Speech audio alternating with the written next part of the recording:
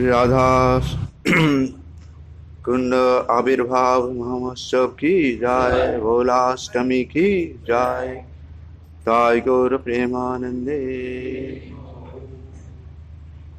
ओम नमः भगवते वासुदेवाय। ओम नमः भगवते वासुदेवाय। ओम नमः भगवते वासुदेवाय। नारायण नमस्कृत्यं नरं चैव नरोत्तमं देवीं सरस्वतीं व्यासं ततो जयामुदीरये। नष्टाप्रायेषु अभद्रेषु नित्यं भागवत सेवया। भगवती उत्तमा श्लोके भक्तिर्भवति नैष्टिकी। कृष्णाय वासुदेवाय देवकी नंदनाय च नंद गोपकुमाराय गोविंदाय नमो नमः।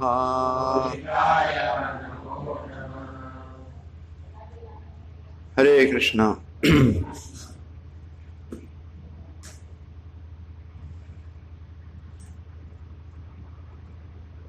तो आज की इस कार्तिक मास के कृष्ण पक्ष अष्टमी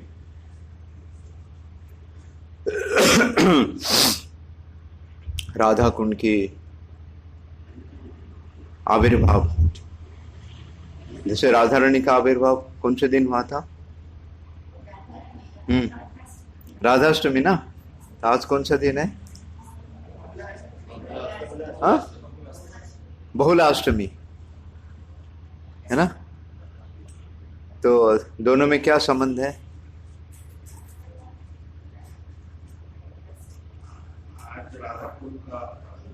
आज राधा कुंड का आविर्भाव है। हरि बोल। तो राधा कुंड जो है श्रीमती राधा रानी से अभिन्न है ना।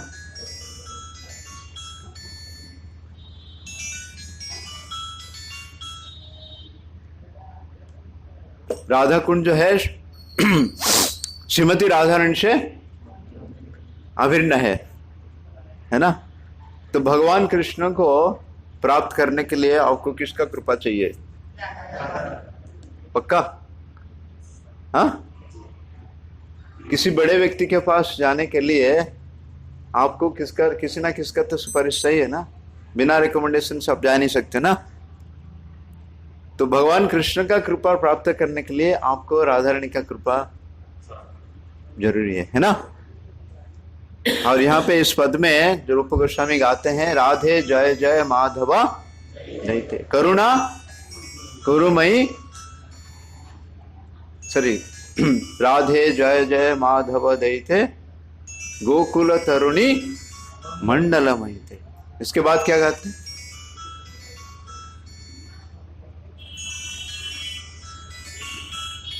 को बोलो ना। हरि बोल। 8:30 बजे हरि बोल। क्लास में हो? क्लास के बाद फोन करता हूँ।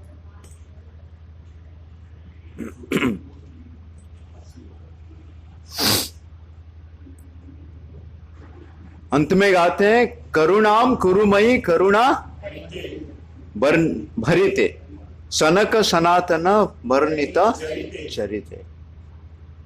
तो राधा रानी इतना कृपालु है। करुणा, करुणा मतलब शब्द का अर्थ क्या है? दयालु। लेकिन यहां पे कहते करुणा कुरुमयी। वो तो है, दया का सागर है, लेकिन करुणा कुरुमयी है ना। तो मतलब राधा रानी का पूरा शरीर किससे भरा हुआ है? करुणा से भरा है ना। जैसे बाढ़ आता है ना, तो जल आता है तो हम क्या बोलते हैं? पूरे संसार क्या हो गया? जलमय हो गया, मतलब जल से पूरा भर गया ना। तो राधा रानी के बारे में रूप गोस्वामी लिखते हैं कि करुणा कुरुमयी करुणा भरिते सनक सनातन वर्णित चरिते। अब जिनके बारे में कौन चर्चा करते हैं, वर्णन करते हैं? सनक सनातन, जो चतुष्कुमार। तो करुणा कुरुमयी, केवल करुणा से भरा नहीं है, क्या है? पूरे शरीर उनका किस में भरा हुआ है? करुणा से भरा है। आपको पता है कि श्रीमती सीता माता, सीता मई, भगवान रामचंद्र को कौन सा नाम से पुकारते थे? क्या है? करुणा निधान। और राधा रानी कृष्ण को? नो नो,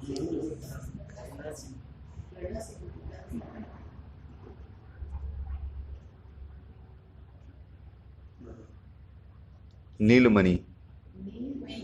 नीलमणि, हाँ नीलमणि, मणि है तो ना, मणि, भगवान का रंग नीला है ना। तो राधा रानी भगवान कृष्ण को इस नाम पे संबोधित करते हैं, नीलमणि, है ना। तो ये आचार्य हम जो लिखते हैं यहाँ पे है कि राधा रानी कितना करुणा है, कितना करुणा, केवल करुणा नहीं, करुणामयी है वो, है ना। स्त्रीलिंग है इसलिए करुणामयी, करुणामय और करुणा, करुणामयी है। तो जब तक राधा रानी का कृपा नहीं होता है तब तक हम कृष्ण के पास नहीं जा सकते हैं। तो चाहे कितने भी पतित क्यों ना हो, अगर श्रीमती राधा रानी अगर किसको रेकमेंड करती है तो भगवान कभी भी ना नहीं करेंगे, है ना। तो इसलिए आज उनका जो है आविर्भाव तिथि है। और यहाँ पे विशेष करके जो राधा कुंड है वो कौन सी किस्म, कौन सी रूप में प्राप्त हुआ है? जल के रूप में, जल के रूप में प्राप्त होता है। तो कोई अगर राधा कुंड में आके स्नान करते हैं, अगर जल आचमन करते हैं, तो उनको कृष्ण का प्रेम प्राप्त होता है। तो बहुत ही विशेष दिन है हमारे गौड़ीय वैष्णव के लिए, गौड़ीय धारा के लिए जो है ना, राधा कुंड आज के दिन बहुत ही विशेष है ना। और कार्तिक मास भी है ना। तो विशेष करके उसका आविर्भाव कैसे हुआ तो इसके ऊपर हम थोड़ा चर्चा करेंगे। कि आप सबको पता है कि जब कंस को पता चला कि उसको मारने वाले एक्चुअली जन्म ले चुका है, तो कंस तो एक्चुअली भयभीत हुआ था। और फिर जब उन्होंने अपने मीटिंग बैठा तो क्या करना चाहिए, मुझे मारने वाला एक्चुअली जो है वो कहीं जन्म ले चुका है, लेकिन पता नहीं। लेकिन देवता लोग आकाशवाणी किए थे कि देवकी का अष्टम गर्भ जो है आपका काल है, मृत्यु का कारण बनेगा। तो लेकिन जब अष्टम गर्भ को उन्होंने मारने के लिए प्रयास किया, वो तो पुत्री थी, लेकिन जो मारने के लिए कंस ने प्रयास किया तो कंस को दिखाई पड़ा कि वो जो कंस का अधिष्ठात्री देवी, क्योंकि सारे असुर लोग भी किसी ना किसी का भक्त हुआ करते थे, तो कंस किसका भक्त था? देवी का भक्त था। और देवी ने साक्षात बताया कि अरे मरती है। तो कंस ने जब मीटिंग बुलाया तो फिर उसने मीटिंग में क्या किया कि उसमें कैसे क्या किया जाए, कैसे पता चले। तो उस समय पुतना जो राक्षसी, तो उसने प्रस्ताव दिया कि मैं क्या करूंगा, इस 1 महीना के अंदर या 2 महीने के अंदर जितना भी शिशु जन्म ले मैं सबको मार डालूंगी। तो कंस ने बड़ा खुश हुआ। तो पुतना गई। अब भगवान अपने धाम के बारे में बताते हैं, यद्गत्वा न निवर्तन्ते तद धाम परम। प्रभु जी गए थे वृंदावन, टिकट लेके गए थे वापस, रिटर्न टिकट। तो इसका मतलब वृंदावन गए नहीं वो, है ना। और महात्मा प्रिय भी जाके आए, है ना। 2 महीना पहले मैं भी जाके आया, है ना, जाके आ गए ना। कभी भी हम घर से जाते हैं ना, क्या बोलते हैं, आता हूँ बोलते हैं ना, मैं आता हूँ बोलते हैं ना, तो इसका मतलब हम आएंगे, इधर ही वापस आएंगे, है ना, है कि नहीं। थोड़ा धाम को घूम के प्रसाद प्रसाद खा के घूम फिर के आ जाएंगे, रिफ्रेश हो जाएंगे। रिफ्रेश, प्रभु जी गए थे थोड़ा रिफ्रेश हो, यहाँ तो प्रेशर था थोड़ा। बनवाते हैं ना, वहां की वेरी प्रभु को पूछिए, रिटर्न टिकट चलेगा क्या, हाँ। लेकिन भगवान अपने धाम के बारे में बताते हैं, जो मेरा धाम में एक बार आता है वापस नहीं आता है वापस, है ना, यद्गत्वा न वर्तते हैं। तो जितना भी असुर गए भगवान कृष्ण को मारने के लिए, किसी का भी रिटर्न नहीं हुआ, वहीं पे खत्म हो गया, उनका डेड बॉडी भी नहीं आया वापस, है ना। तो कंस ने एक्चुअली सारे असुर का स्टॉक खत्म हो गया, तो कंस को बड़ा चिंता हुआ, मैं क्या करूं। तो ये एक असुर था जिसका नाम था अरिष्टासुर।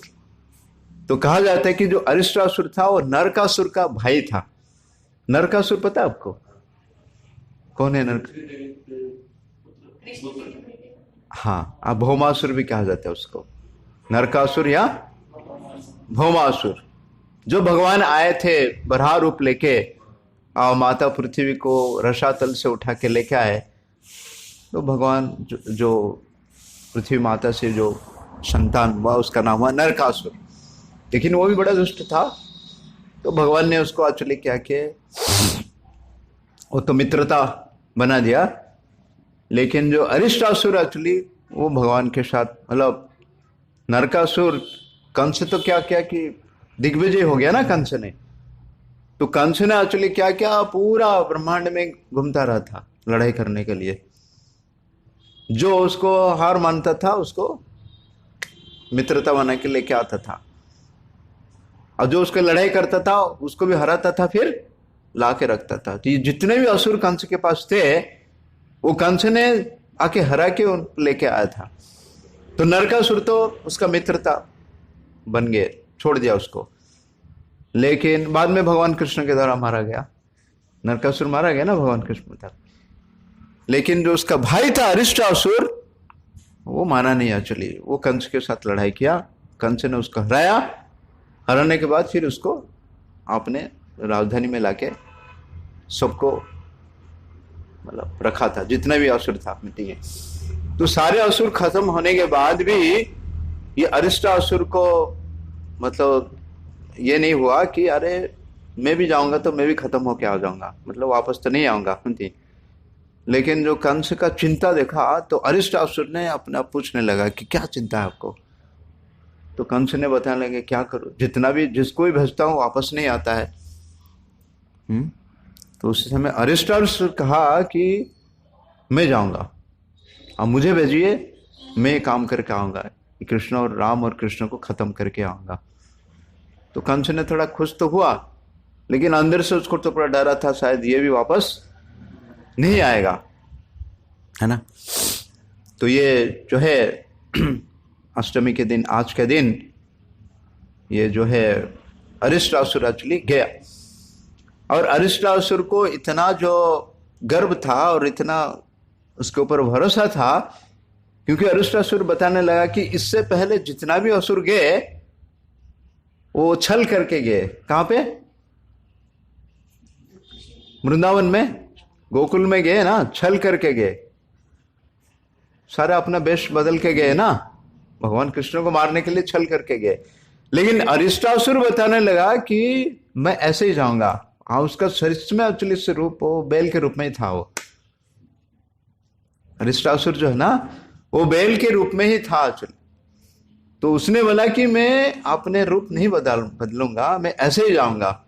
क्योंकि आपको पता है भगवान को ये जो छल वगैरह कपट वगैरह बिल्कुल पसंद नहीं है। तो लगा कि शायद मैं भगवान को खुश तो नहीं करूंगा, मतलब जो अपना काम करके आ जाऊंगा। बहुत विशाल था।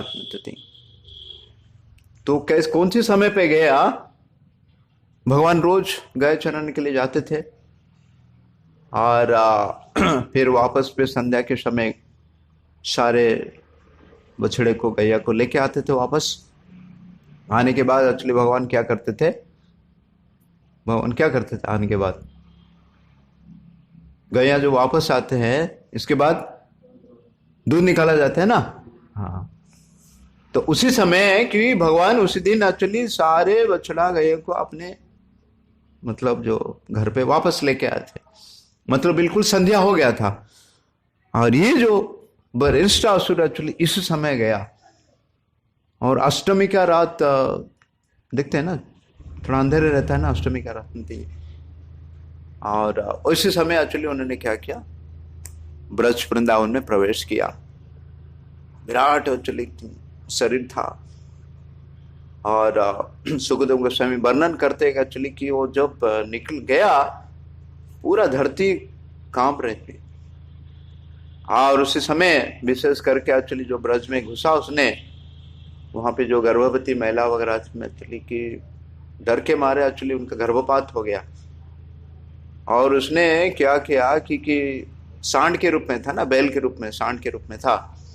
ऐसे तो हम देखते हैं कि सांड को सब लोग डरते, उनको कभी देखा ना आपने, रस्सी से बांधा नहीं जाते थे क्योंकि वो स्वतंत्र है ना। तो हमारे आचार्य कहते हैं कि स्वतंत्र जीवन बड़ा दुख पाया, एक अनाथ और एक है सनाथ। जो सनाथ होते हैं उनको क्या होता है, गला में पट्टी बंधा रहता है। हमारे सबका पट्टी है ना, सबका पट्टी है कि नहीं? हाँ, जिसके पास नहीं है वो बांध लीजिए। हरे कृष्ण। क्योंकि जगन्नाथ है ना और नाथ है ना, हम सनाथ, अनाथ नहीं, हम सनाथ है। हमारा स्वामी है, हमारा प्रभु है, हमारा मालिक है ना।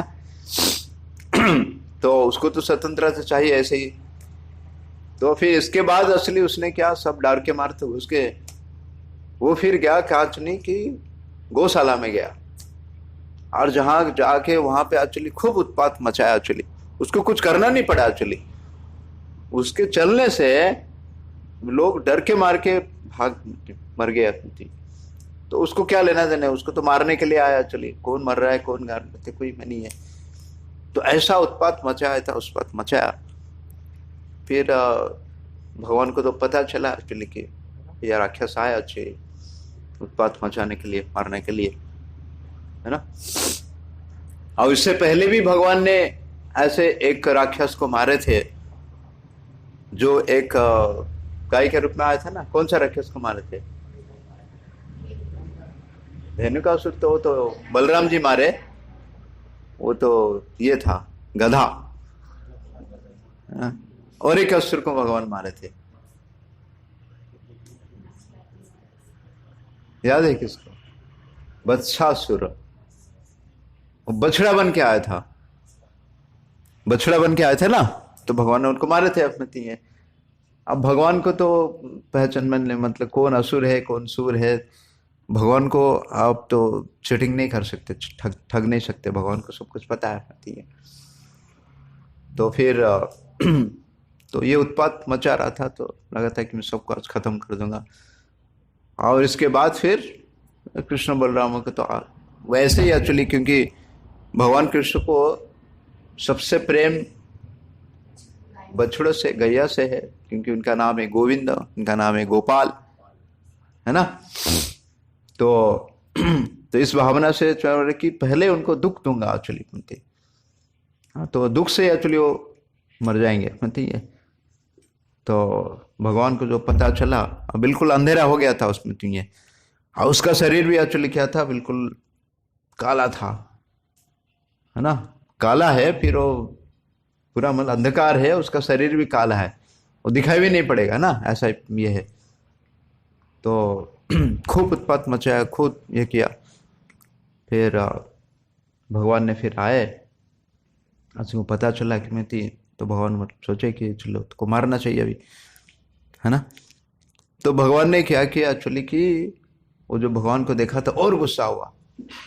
भगवान इतने सुंदर है कि नहीं, कंदर्प कोटि कमनीय विष्णुपति है, लेकिन ये असुर लोग ऐसा है एक्चुअली कि भगवान को, क्योंकि द्वेष है उनसे, भगवान से द्वेष करते हैं ना, तो भगवान से द्वेष करते हैं, इसलिए भगवान का सुंदरता को देखने के बावजूद भी उनका मतलब कुछ परिवर्तन नहीं होता है, को थोड़ा सा भी ये नहीं होता है, और गुस्से होता है और द्वेष होता है ना। तो क्योंकि हम सब भगवान से द्वेष करके ही इस संसार में आए। अकेला ईश्वर कृष्ण आर्यशव भृत तथेच करते नृत्य। भगवान कृष्ण जो है एकमात्र ईश्वर है, वो एकमात्र भोक्ता है, और हम लोग क्या है, हम लोग प्रकृति है ना। तो प्रकृति जो है कभी भी ईश्वर नहीं बन सकता है, प्रभु नहीं बन सकता है, भोक्ता नहीं बन सकता है, वो भगवान को आनंद दे सकती है ना। तो इस भावना से तो वो आया था एक्चुअली सबको मारने के लिए। तो भगवान ने क्या किया कि वो जो भगवान को मारने के लिए आया, भगवान ने एक्चुअली उसका सींग को पकड़ लिए, उसको सींग को पकड़ के एक्चुअली भगवान क्या कि उसको तोड़ दिए, और उसके बाद उस सींग के द्वारा भगवान अरिष्टासुर को मार दिए। तो अरिष्टासुर एक्चुअली मरा, एक्चुअली गिर पड़ा, सारे ग्वाल बाल फिर ब्रजवासी बड़े प्रसन्न हुए कि नहीं तो हमारा, क्योंकि अंधेरे हो गया था, किसको दिखाई नहीं रहता, किसको पता नहीं चलता क्या चल रहा है ना। तो भगवान कृष्ण का खूब ये हुआ। तो फिर आचार्य कहते हैं कि भगवान ने इस असुर को मारे, क्योंकि इससे पहले तो भगवान ने विशेष करके ब्रज में जब आते एक्चुअली वो कभी, क्योंकि पूर्ण पुरुषोत्तम भगवान है, तो इसलिए कोई अस्त्र शस्त्र लेके भी नहीं आते हो, केवल अपने बांसुरी लेके आते हैं। लेकिन ये सारे असुरों को मारने के लिए भगवान ने किसी भी प्रकार का अस्त्र इस्तेमाल किए ही नहीं किए भगवान, क्योंकि भगवान ने शपथ लिए थे कि एक्चुअली क्योंकि भगवान राम के लीला में इसके बाद भगवान ने बोले थे कि मैं अगर इससे जो आगे लीला में आऊंगा, मेरे हाथ में किसी प्रकार का अस्त्र शस्त्र लेके नहीं होगा, प्रॉमिस किए थे भगवान ने, है ना। तो इसलिए इस लीला में भगवान ने जिस किसी को भी मारे, भगवान ने उनको कौन सी पद दिए, सबको एक्चुअली मुक्ति करा दिए, उसको तो अपने धाम में भेज दिए भगवान ने, है ना। तो विशेष है एक्चुअली भगवान जो ये कृष्ण लीला में एक्चुअली जितने असुरों को मारा, इससे पहले भगवान ने जो अलग अलग इसमें राम बन के, नरसिंह बन के जो आए थे, उनको मुक्ति दिए चुके, लेकिन अपने धाम को कभी उन्होंने प्रदान नहीं किए। लेकिन एक कृष्ण लीला ये इतना विशेष है एक्चुअली कि उन्होंने अपने धाम को प्रदान किए जितने भी किए, है ना। तो आचार्य कहते हैं कि भगवान ने इस असुरों को नहीं मारे, विशेष करके जो अरिष्टासुर को भगवान ने नहीं मारे। क्यों नहीं मारे? भगवान तो मारे ना खुद एक्चुअली। तो आचार्य कहते हैं कि वो अपने जो सिंह के द्वारा ही मारा गया, मतलब अपने कर्म के द्वारा उसने मारा गया, उसमें भगवान का कोई दोष नहीं है। उसका सिंह को उखाड़ के एक्चुअली भगवान उसी के द्वारा ही मारे। तो जो भी असुर है जो अपने कर्म के अनुसार, असुर मतलब जो भगवान का नियम को पालन नहीं करते, सूर मतलब भगवान का नियम को पालन करते, उतना ही अंतर है ना। तो ये सारे असुर अपने कर्म के द्वारा ही मरे गए एक्चुअली, इसलिए भगवान का कोई दोष नहीं है। कई कहते हैं ना कि भगवान पक्षपात करते हैं, भगवान असुरों जो असुर है हाँ उनको ये करते हैं और असुरों को विनाश करते। ऐसा नहीं एक्चुअली कि भगवान असुरों को मारने के बावजूद भी भगवान ने जो शिशुपाल का वध किए, शिशुपाल का जो आत्मा भगवान के शरीर में लीन हो गया। तो ये परीक्षित महाराज ये प्रश्न पूछ रहे थे कि क्या भगवान पक्षपात करते तो फिर ऐसा कैसे हुआ, है ना। इससे पहले भगवान जो है, जो एक ये है चौथा स्कंद भागवतम में बेना, अंग महाराज के पुत्र बेना, वो भी असुर प्रकृति का था। खेल खेल में बच्चे को हाथ पर तोड़ के फेंक देता था, इतना दुष्ट, इतना खल था। जो ब्राह्मण लोग उसको हत्या किए तो उसको कौन सी पद प्राप्त हुआ? उसको नीचे नरक जाना पड़ा। और वहां पे शिशुपाल जो है भगवान का इतना द्वेष करता था। शिशुपाल एक्चुअली क्या करता था, वो गिन गिन के, जैसे हम गिन गिन के 16 माला करते हैं, 16 माला से आगे नहीं, वो गिन गिन के एक्चुअली क्या करता था, 99 तक जाता था, 99। उसके बाद फिर रोक जाता था बस। उसके बाद फिर दूसरा दिन, या बहुत सावधान था एक्चुअली कि क्योंकि भगवान ने उसको वरदान दिए थे 99 तक छोड़ दूंगा मैं। 99 क्रॉस हो गया तो फिर आउट, बोल्ड आउट, है ना। तो हम जैसे एक्चुअली बहुत सावधानी रहते हैं एक्चुअली कि 16 माला से ऊपर नहीं जाना चाहिए, है ना। तो वो भी इतना सावधानी था एक्चुअली कि 99 से ऊपर। लेकिन उसी दिन एक्चुअली क्या किया, जो राजसूय यज्ञ में देखा कि ये कृष्ण जो ग्वाल है, ना उनका कोई जात है ना उनका पात है, उसको एक्चुअली अग्र पूजा मिल रहा है। इतना द्वेष किया, इतना द्वेष किया, गाली बकने लगा, गाली बकने लगा। वो भूल गया एक्चुअली, क्योंकि भगवान उसको बुला दिए, वो भूल गया कि 99 क्रॉस हो गया। जैसे 99 क्रॉस हुआ, भगवान का चक्र गया खत्म। लेकिन सबको आश्चर्य लगा कि उसका आत्मा जो है भगवान के शरीर में प्रवेश किया, है ना, अपने ब्रह्म ज्योति या शरीर में लीन हो गया। तो ये आश्चर्य था। तो इसलिए कहा गया कि असुर लोग जो एक्चुअली कि भगवान उनको भी कृपा करते हैं, लेकिन असुर है ना लोग, तो ये ज्यादातर रजगुण के प्रभाव में रहते हैं, रजगुण और तमगुण के प्रभाव में रहते हैं। इसलिए जो व्यक्ति रजगुण और प्रभाव के रहता है, तो उसको भी जो भी प्राप्त होता है वो थोड़ी समय के लिए रहता है। जैसे किसी व्यक्ति को पैसा प्राप्त हो गया तो क्या करेगा, वो लॉटरी लग गया उसका 1 करोड़ रुपए का, 1 हफ्ता के अंदर उसका खत्म। और सत्वगुण व्यक्ति क्या करेगा, वो सोचेगा एक्चुअली उसको कहाँ पे डिपोजिट करूंगा, कहाँ पे ये करूंगा, लंबे समय तक रहता है एक्चुअली, सत्वगुण है ना। तो ये असुर लोग को ही भगवान कृपा करते हैं, भगवान का कोई लेना देना नहीं, असुर हो सूर हो उनके पुत्र है। लेकिन ये लोग जो है रजोगुण के प्रभाव से आते हैं, इसलिए वो समझ नहीं पाते हैं कि एक्चुअली उनको लगता है कि भगवान ने छीन लिए, भगवान ने मेरा कृपा को छीन लिया, भगवान ने मेरे को जो दिए थे छीन लिया एक्चुअली, है ना। इस तरह से एक्चुअली दोषारोप करते हैं भगवान में, इसलिए भगवान का कोई दोष नहीं है। तो इसी तरह से एक्चुअली भगवान ने क्या किया, इस अरिष्टासुर को मार दिए। सारे ब्रजवासी तो बड़े खुश हुए हैं।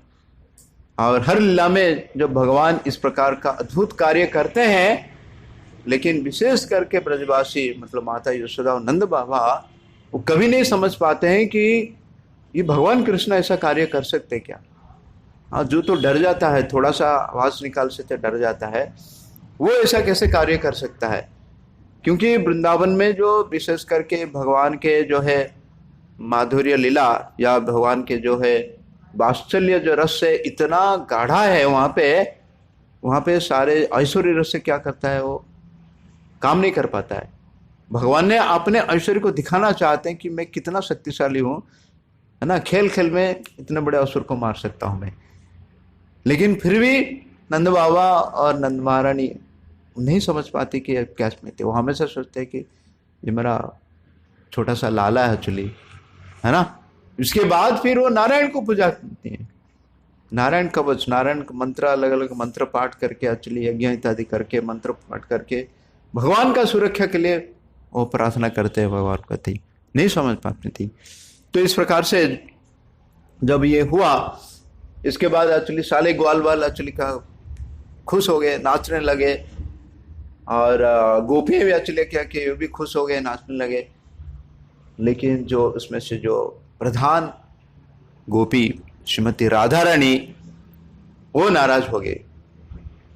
तो नाराज होकर एक्चुअली भगवान ने पूछने लगे क्या होती है। बोले नहीं, आपने एक गाय का हत्या किया, गोवंश को हत्या किया, तो इसलिए आपको क्या पाप लगा, गो हत्या का आपको पाप लगा। भगवान ने बोले कि अरे तो दुष्ट था, असुर था एक्चुअली होती है ना। क्योंकि बाकी जितना भी असुर आए थे, जैसे बत्सासुर भी आया था, वो असुर था, लेकिन क्या बन के आया था, वो बछड़ा बन के आया था, है ना। तभी राधा रानी ने आरोप नहीं लगाया कि आपने गो बछड़ा का हत्या किया, आपको पाप लगेगा। क्योंकि असुर था, अपने रूप बदल के आया था, लेकिन यहां पे अरिष्टासुर एक्चुअली क्या अपने रूप में ही आया था, सब है ना।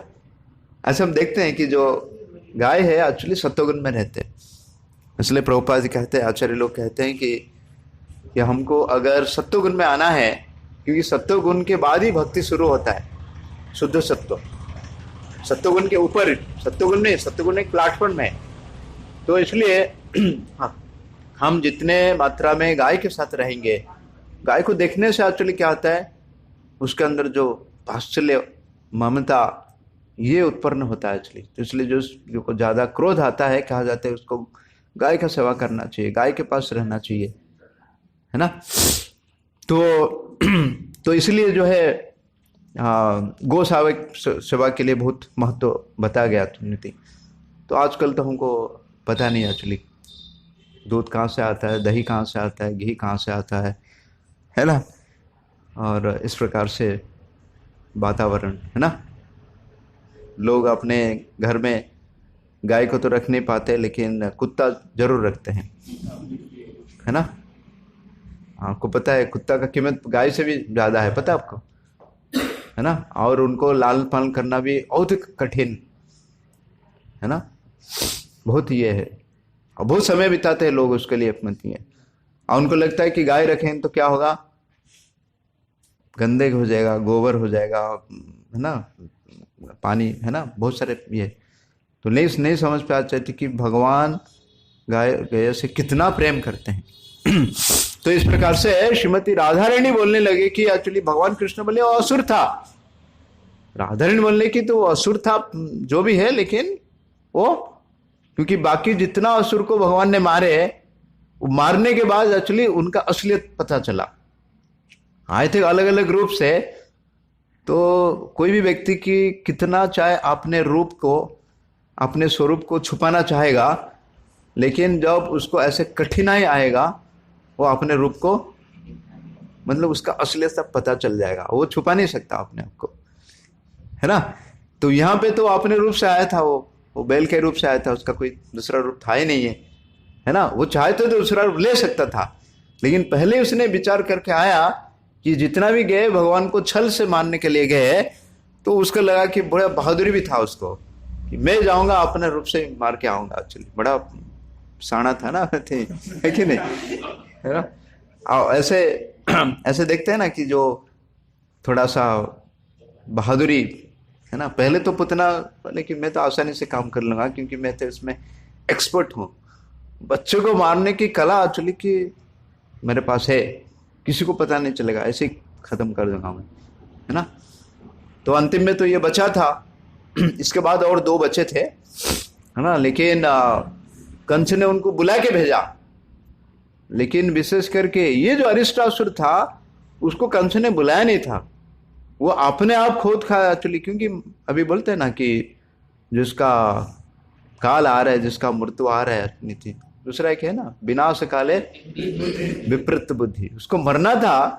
तो इसलिए अपने आप एक्चुअली क्या किया कि बोला कि मुझे भेजो, एक्चुअली मैं ही काम करा के आता हूँ। थोड़ा सा डरना चाहिए, थोड़ा यह होना चाहिए, अरे सब गए खत्म हुए, मेरा क्या होते, लेकिन फिर भी अपने बहादुरी, गर्व था अपने ये। तो जैसे राधा रानी बताए, तो भगवान कृष्ण को नहीं, वो तो बैल के रूप में था, जो भी है, तो आपको गोहत्या का पाप लगा। तो भगवान बोले क्या करो, तो राधा रानी बोले कि आपको जो है सारे तीर्थ में स्नान करना पड़ेगा। होती है सारे तीर्थ में एक्चुअली स्नान, गंगा, यमुना, गोदावरी, नर्मदा, कावेरी होती है। तो भगवान ने तुरंत एक्चुअली क्या किया कि आपने इसको क्या बोलते, गोठी बोलते हैं, पैर के पीछे भाग, पैर के पीछे भाग है ना, एड़ी, हाँ।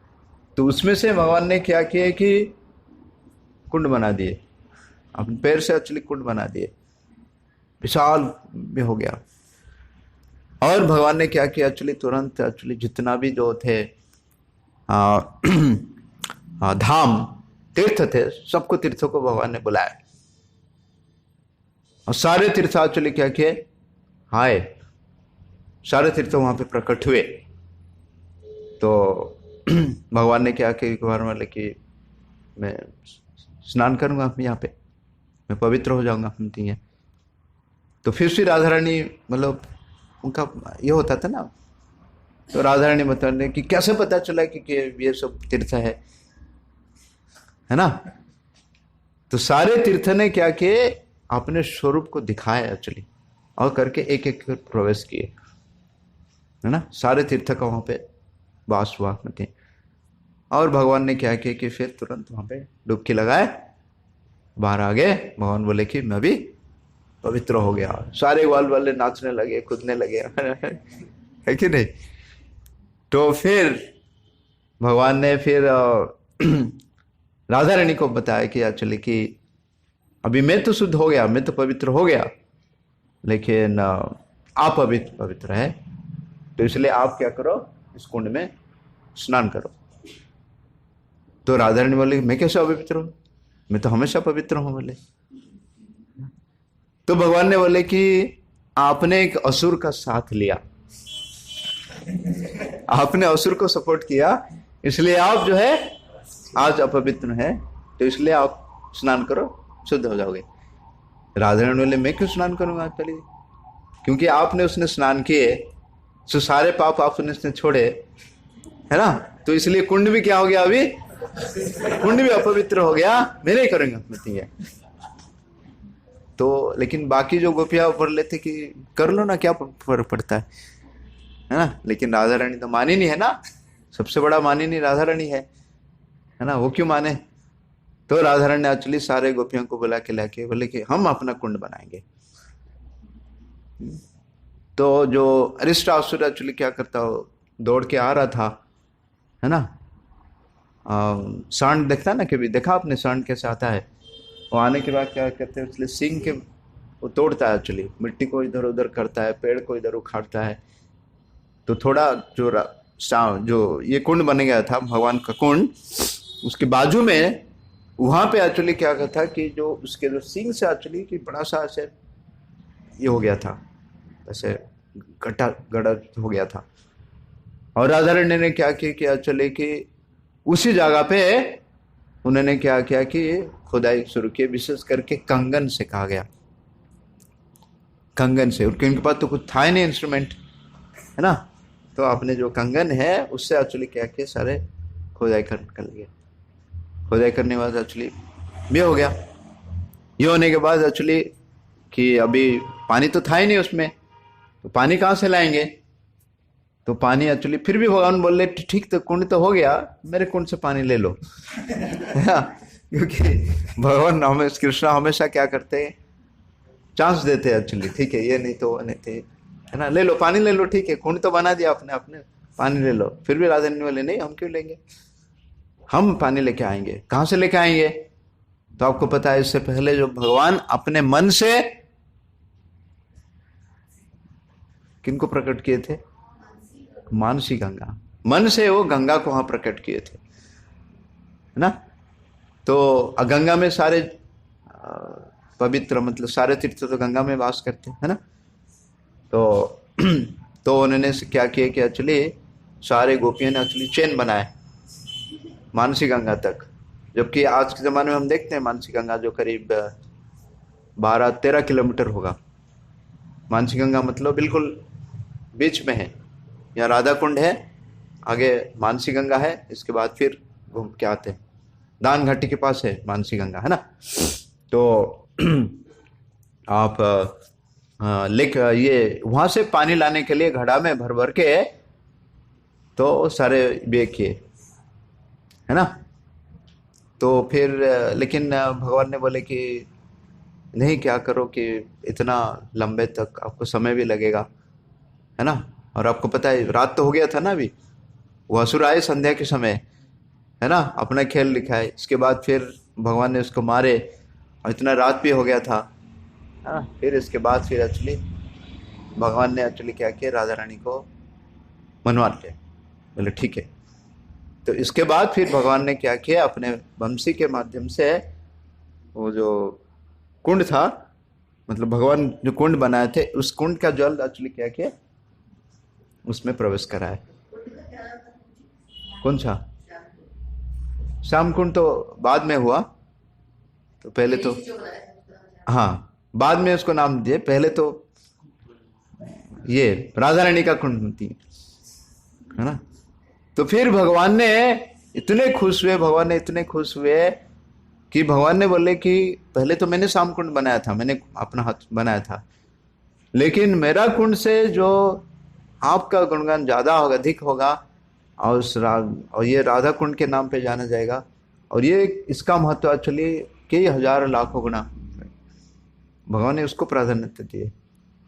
इसके बाद फिर भगवान जो कुंड बनाए थे उस कुंड का नाम क्या हुआ? श्याम कुंड। तो दोनों का आविर्भाव एक ही दिन में हुआ था, लेकिन पूरे जगत में राधा कुंड का आविर्भाव बताया गया, श्याम कुंड का आविर्भाव नहीं बताया गया, है ना।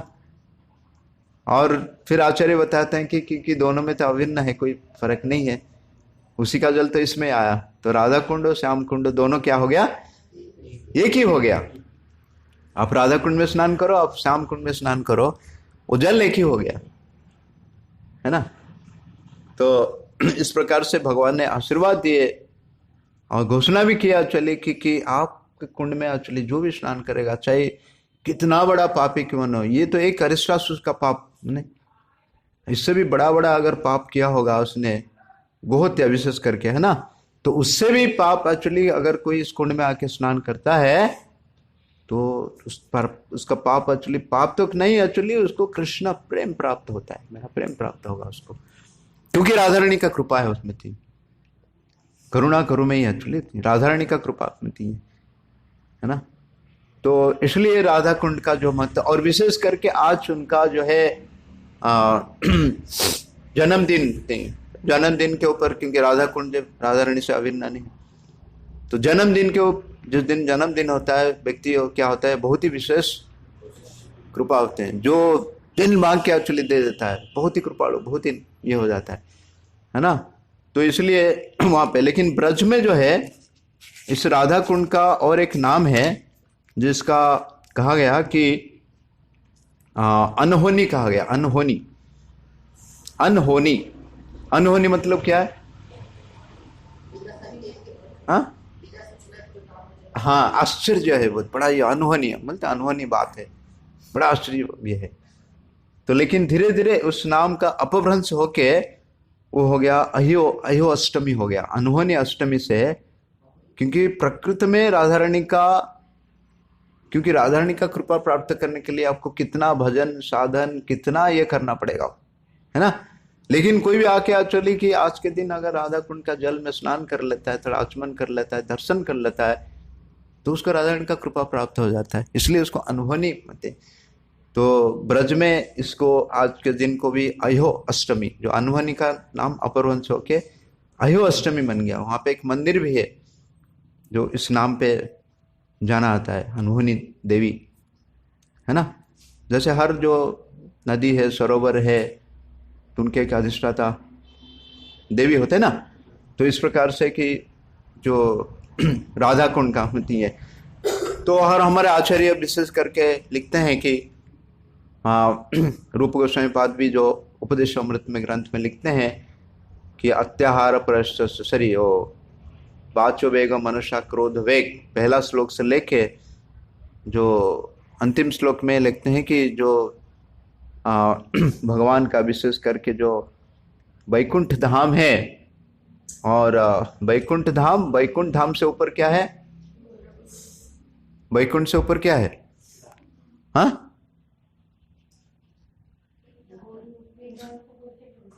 वृंदावन तो है, वैकुंठ के ऊपर क्या है? वो मैं नहीं, मैं ब्रज वृंदावन का बात कर रहा हूँ। वैकुंठ लोग से और अधिक जो है वो गोवर्धन है, गोवर्धन से भी अधिक क्या है? राधा कुंड और श्याम कुंड है ना। तो रूप गोस्वामी पाद का जो उसमें जो ये है कि अंतिम जो अगर किसी को प्राप्त होता है, ये राधा कुंड के पास जिसका निवास प्राप्त होता है, रहने का सौभाग्य प्राप्त होता है, सबसे भाग्यशाली है, सबसे भाग्यशाली। हाँ, तो इसलिए हमारे सारे जो गौड़ीय ये आचार्य, उनका जो है ये रहता है, अंतिम ये चाहता है कि एक्चुअली राधा कुंड के निकट में उसका निवास प्राप्त करना। हाँ, लेकिन वो आसान नहीं है एक्चुअली राधा रानी को प्रसन्न करना। केवल एक्चुअली शारीरिक रूप से वहां रहना कोई ये नहीं है ना। पूरी तरफ से आध्यात्मिक चेतना से अगर कोई यहाँ पे वास कर पाता है तो बहुत मित्र है। और उसके लिए क्या चाहिए? गुरु का कृपा चाहिए एक्चुअली, वैष्णव का कृपा चाहिए, साधु का कृपा चाहिए, है ना। नहीं तो और लोग रहते हैं, कोई जाके घर बना देता है, वहां पे कोई दुकान शुरू कर लेता है, कोई बिजनेस शुरू कर लेता है, तो थोड़ी ना वो राधा कुंड में रह जाता है। ठीक, तो राधा कुंड में रहने के लिए विशेष करके हमारे जो आचार्य गौड़ी आचार्य है रघुनाथ दास गोस्वामी को ये सौभाग्य प्राप्त हुआ था, क्योंकि उन्होंने वो अभिदय का आचार्य है, सॉरी प्रयोजन का आचार्य है, कृष्ण प्रेम का आचार्य है। और विशेष रूप से भगवान श्री चैतन्य महाप्रभु उनको वो शिला प्रदान किए थे, गोवर्धन शिला प्रदान किए थे और गुंजमाला प्रदान किए थे। तो इसके बाद फिर जो रघुनाथ दास गोस्वामी चैतन्य महाप्रभु का अप्रकट होने के बाद वो इतना विरह महसूस कर रहे थे, वो वृंदावन में आए और उनका विचार ये था कि मैं गोवर्धन के ऊपर चढ़ के फिर अपना आत्महत्या कर लूंगा। लेकिन बाकी जो आचार्य लोग, भक्त लोग बोले कि नहीं, ये करना ठीक नहीं है, क्योंकि आप जो है चैतन्य महाप्रभु का लीला करीब 20 साल तक आपने महाप्रभु के साथ रहे, तो इस लीला को हम सुनना चाहते हैं, क्योंकि आपने देखा उस लीला को। तो इसलिए जो है रघुनाथ दास गोस्वामी उस राधा कुंड के तट में वो रहे और फिर क्या किए, जो इस लीला को रोज एक्चुअली 3-4 घंटा तक एक्चुअली वर्णन कर रहे थे, वो सारे जो आचार्य लोग वहां बैठ के एक्चुअली सुनते थे। तो श्री चैतन्य महाप्रभु जो है इनको रघुनाथ दास गोस्वामी को ये सौभाग्य दिए, प्राप्त कराया एक्चुअली कि वहां पर रहने के लिए, है ना। तो इसलिए प्रभुपाद जी कहते हैं कि अगर राधा कुंड के पास में आपको रहना है तो इसलिए गुरु का आज्ञा से आप रह सकते हैं गुरु के पास, नहीं तो फिर हम वहां पर रहेंगे और अपराध करेंगे। केवल स्नान करने से नहीं होता है। तो फिर बाद में जब चैतन्य महाप्रभु वृंदावन की ब्रज की यात्रा में गए, तो उसी समय जैसे देखते हैं कि पूरे जो ब्रज क्या हो गया था, भगवान के सारे जो लीला स्थल क्या हो गया था, बिल्कुल लुप्त हो गया था। वृंदावन एक्चुअली वृंदावन नहीं था, वहां डाकुओं का अड्डा हो गया था। वृंदावन क्या हो गया था? डाकुओं का अड्डा हो गया, क्योंकि डाकुओं का सरदार तो हमारा कृष्ण ही है ना, चोर है ना। तो लोग एकदम मजाक में थे। तो श्री चैतन्य महाप्रभु का आदेश था रूप और सनातन गोस्वामी को कि आप जाके इस जो है जगह का पुनरुद्धार करो, भगवान का लीला स्थल का। तो इससे पहले तो रूप सनातन गोस्वामी और फिर जो है लोकनाथ गोस्वामी और भूर्ग गोस्वामी इत्यादि ये 4 लोग थे। और चैतन्य महाप्रभु जब आए और आके एक्चुअली तो ये जो है महाप्रभु घूमते घूमते आए, इसी प्रांत में आए। महाप्रभु जो है ना सारे 12 वन का दर्शन कर रहे थे, गोवर्धन का परिक्रमा कर रहे थे। तो जब यहाँ पे राधा कुंड और श्याम कुंड का कोई आता पता नहीं था, लुप्त हो गया था। तो महाप्रभु जब आए, उस गांव का नाम था अरिट ग्राम, क्योंकि अरिष्टासुर का वध हुआ था वहां पे, तो उसका नाम से उस गांव का क्या नाम था? अरिट ग्राम हो गया था, अरिट ग्राम। तो चैतन्य महाप्रभु आए और वहां उनको दिखाई पड़ा कि 2 छोट जो खेती है, धान का खेती था, वो थोड़ा पानी था, धान का खेती था। और महाप्रभु क्या है एक्चुअली थोड़ा सा पानी यूज करके साफ करके वहां पे स्नान किए। और फिर महाप्रभु ने बताया कि ये जो है ये राधा कुंड और ये श्याम कुंड। तो महाप्रभु उसको मतलब भगवान कृष्ण साक्षात रूप से इसको फिर प्रकट कराया एक्चुअली, नहीं तो लुप्त हो गया था, है ना। तो ये राधा कुंड और श्याम कुंड। और इसके बाद फिर जो है रूप गोस्वामी, सनातन गोस्वामी और रघुनाथ गोस्वामी जब आए, तभी भी एक्चुअली क्या था, वो छोटे कुंड के रूप में था, छोटा ये था, क्योंकि तभी आचार्य लोग एक्चुअली उनके पास धन भी नहीं था और केवल वो तो अपने भजन करते थे और ग्रंथ इत्यादि लिखते थे, है ना। तो एक समय है रघुनाथ दास गोस्वामी वहां पे अपना भजन कर रहे थे। उसी समय एक बड़ा जो है धनी व्यक्ति वो गया था बद्री विशाल, मतलब बद्रीनाथ का दर्शन करने के लिए गया था। और साथ में एक्चुअली बहुत पैसा लेके गया था साथ में, है ना। वहां का उनका सेवा करने के लिए।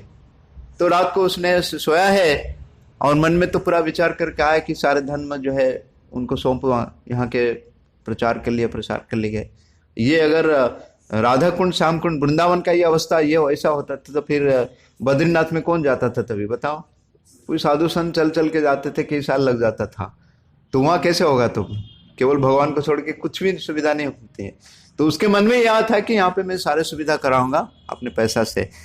तो लेकिन भगवान बद्री विशाल जो है, बद्रीनाथ उनको सपने में आए, बोले कि मैं जैसा भी ठीक हूं आप क्या करो, वृंदावन में जाओ, और वृंदावन में जो अरिट ग्राम है, राधा कुंड, श्याम कुंड है, वहां पे एक महान आचार्य है रघुनाथ दास गोस्वामी, आप उनको मिलो और उनको क्या करो, सारे धन उनको दे दो, उनको भी जरूरत है ना।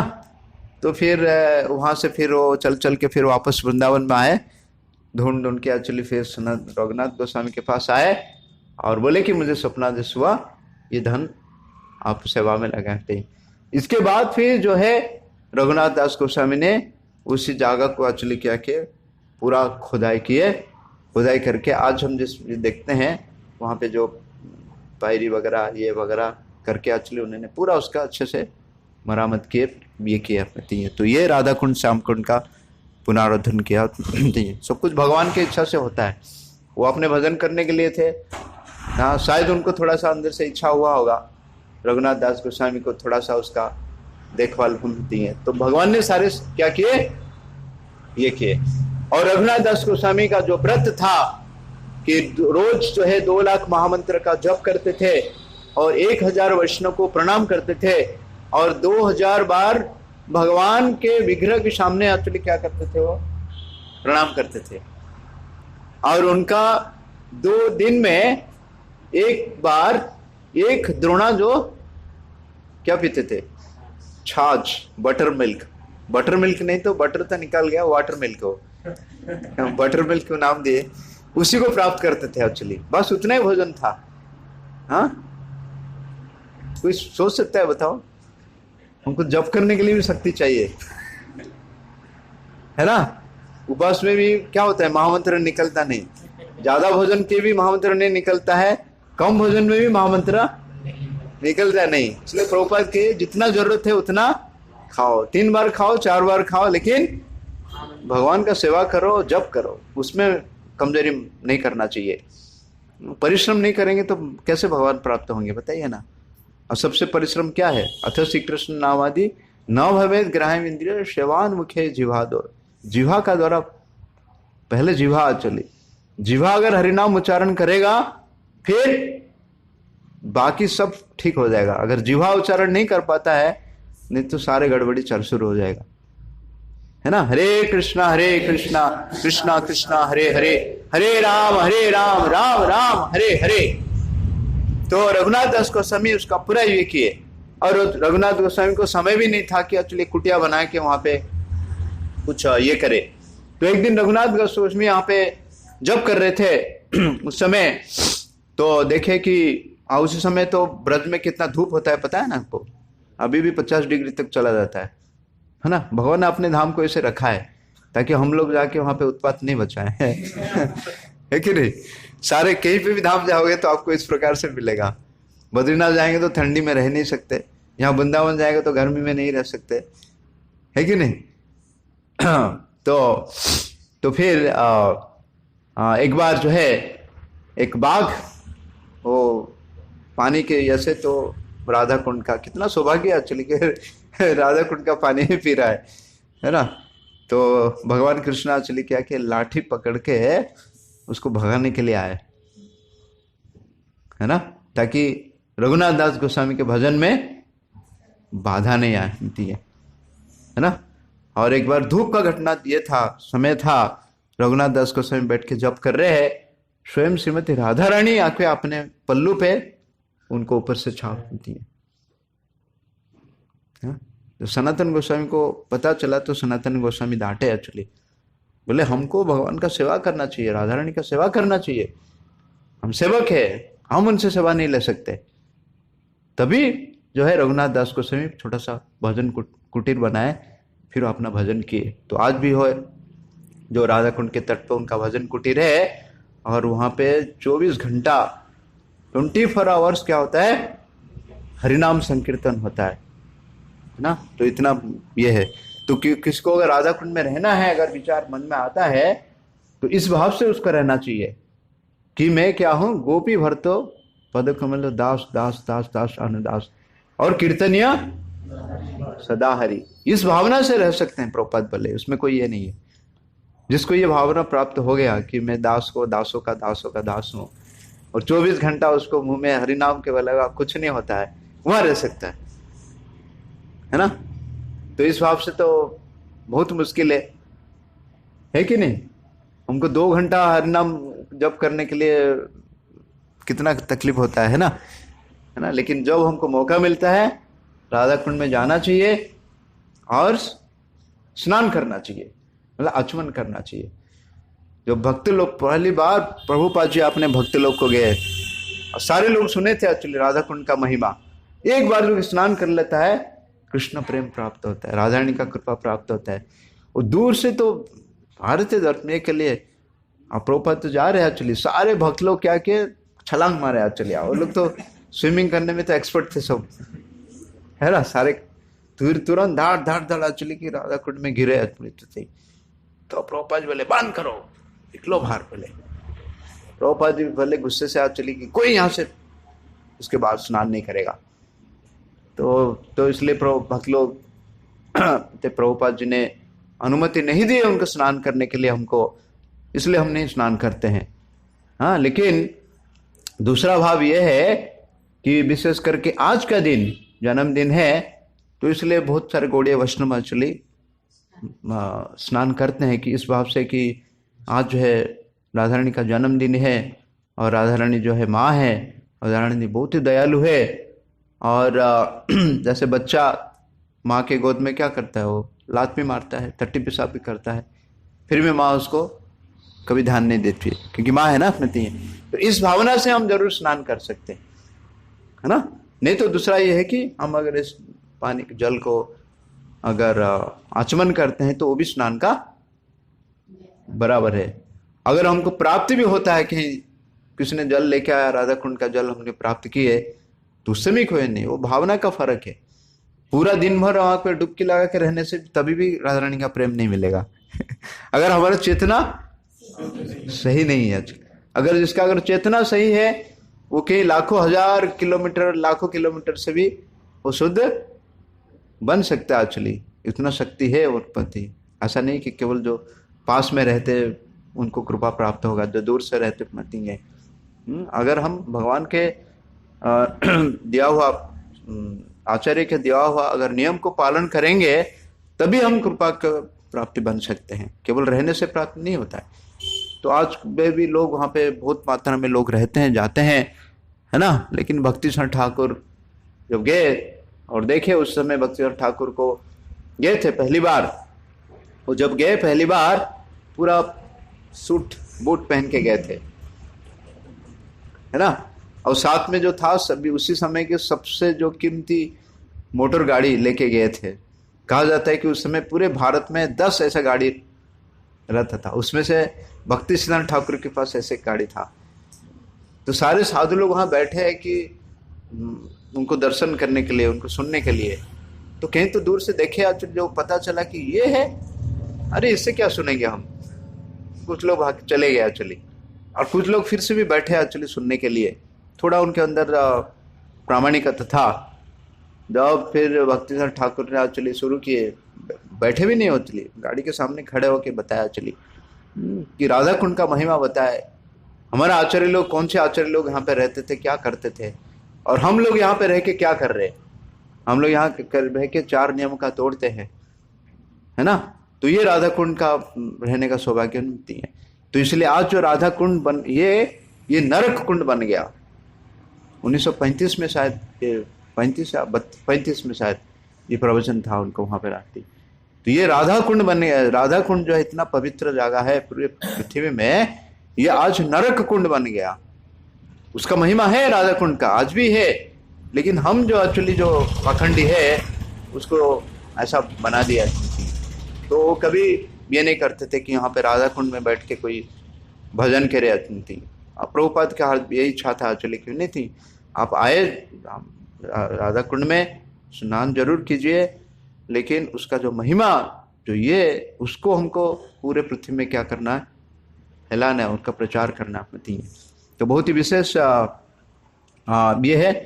तो आज भी हम देखते हैं कि राधा कुंड के सामने जो हमारा इस्कॉन का एक छोटा सा केंद्र है जिसको गोपाल मंदिर कहा गया, तो उस समय आपको पता है जो मणिपुर राजा, मणिपुर जिसका नाम श्रीमद् भागवत में आता है, मणिपुर जो है क्योंकि अर्जुन का विवाह हुआ था, अर्जुन का कई सारे पत्नी थे, उसमें से मणिपुर राजा के जो कन्या के साथ अर्जुन का विवाह हुआ था, है ना।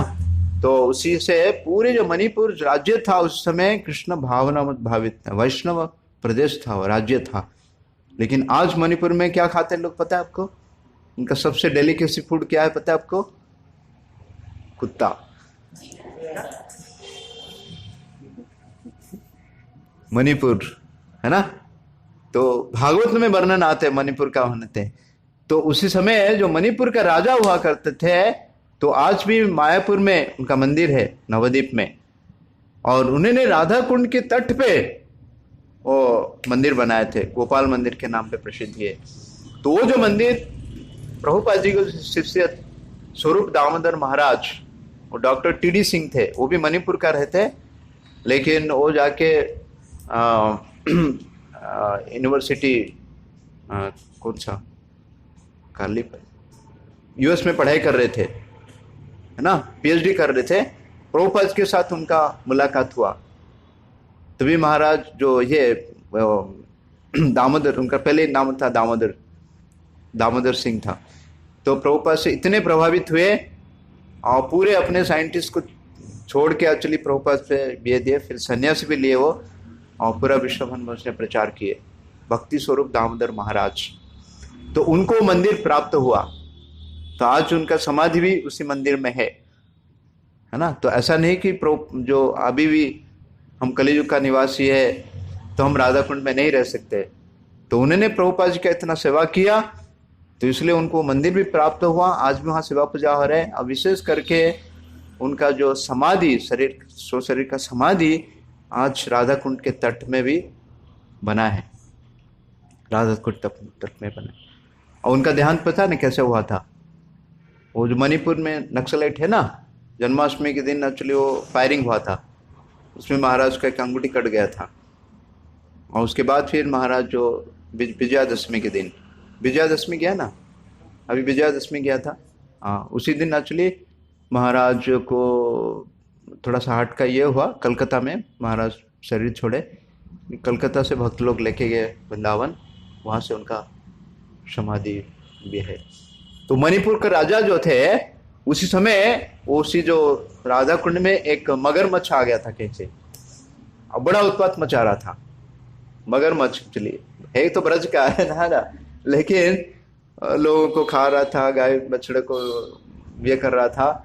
तो ये मणिपुर का जो राजा है, बंदूक लेके उसको क्या किए, उसको मारे, है ना। तो ऐसा नहीं कि भगवान कृष्ण भी मारे ना सारे असुर को, है ना। तो कोई अगर भक्तों को कष्ट पहुंचा रहा है, भक्तों को दुख दे रहा है, तो ये वैष्णव का कर्तव्य होता है चलिए कि उसको दंड दिया जाए, है ना।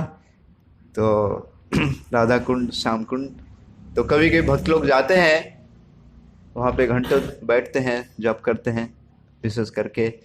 और कुछ भक्त लोग एक्चुअली हमारे साथ एक भक्त गए थे, तो उन्होंने क्या किया, पूरा राधा कुंड का पानी एक बोतल पी लिया, तो उसको लगा पूरा कृष्ण प्रेम मिलने लगा। 3 दिन तक लूज मोशन चालू, है ना।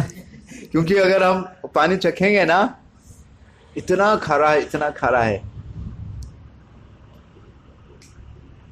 सब है ना। क्योंकि भगवान ने विशेष रूप से ऐसे बनाए खारा ताकि आप ज्यादा से नहीं ले सकते, क्योंकि एक बूंद काफी है ना।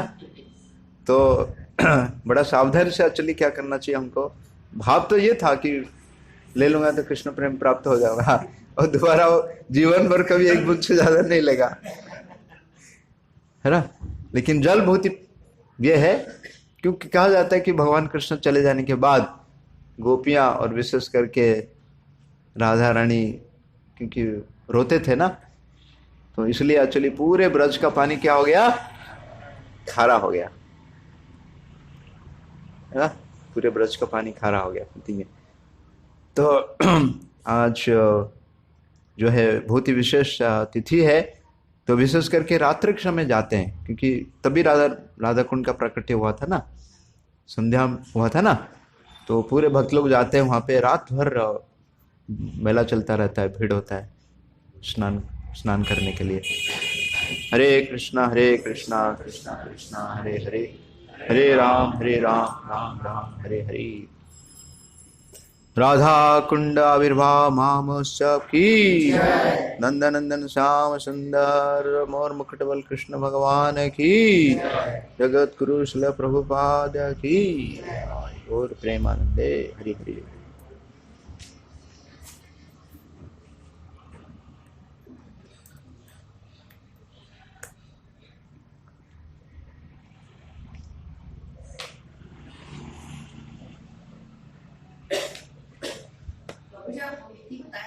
हाँ, मुक्ति का अर्थ क्या होता है? मुक्ति का अर्थ करना नहीं, कई लोगों को मुक्ति दे दिए, बंद हो गया, अपन शरीर त्यागा तो उसकी मुक्ति हो गई, ऐसे बोलते हैं।